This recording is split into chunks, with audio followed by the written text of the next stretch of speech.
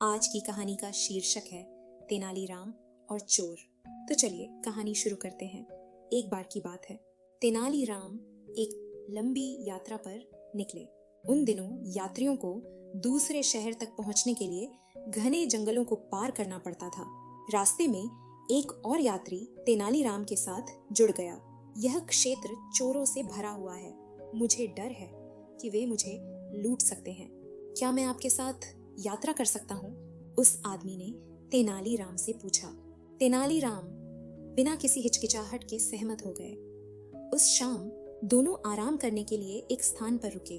दिन भर की यात्रा से थका हुआ तेनालीराम जल्दी ही सो गया।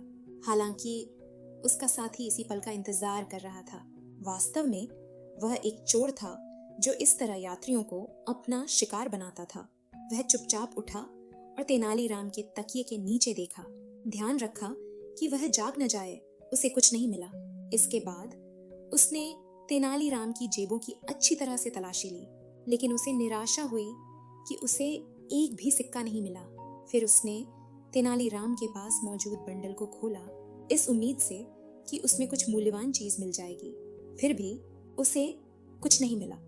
अगली सुबह दोनों ने अपनी यात्रा फिर से शुरू की।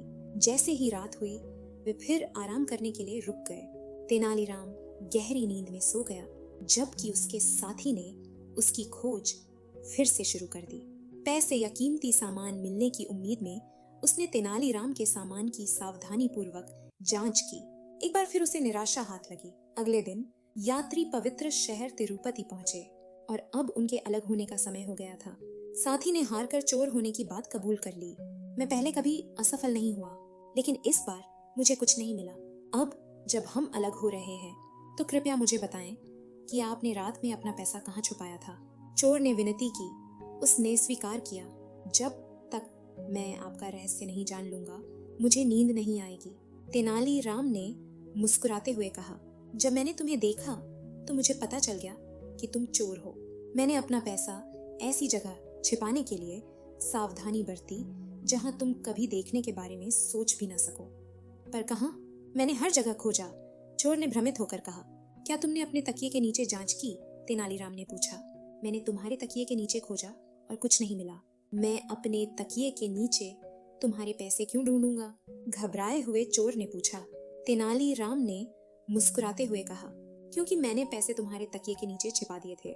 मुझे यकीन था कि यही वह जगह है जिसके बारे में तुमने कभी मेरे पैसे ढूंढने के बारे में नहीं सोचा होगा। चोर यह जानकर आश्चर्यचकित रह गया कि तेनालीराम की चतुराई ने उसे कैसे मात दे दी। वे अलग हो गए और चोर ने दूसरों को कम आंकने के बारे में एक मूल्यवान सबक सीखा। दोस्तों, अगर आपको हमारी कहानी पसंद आई हो तो अपने दोस्तों के साथ शेयर जरूर करें।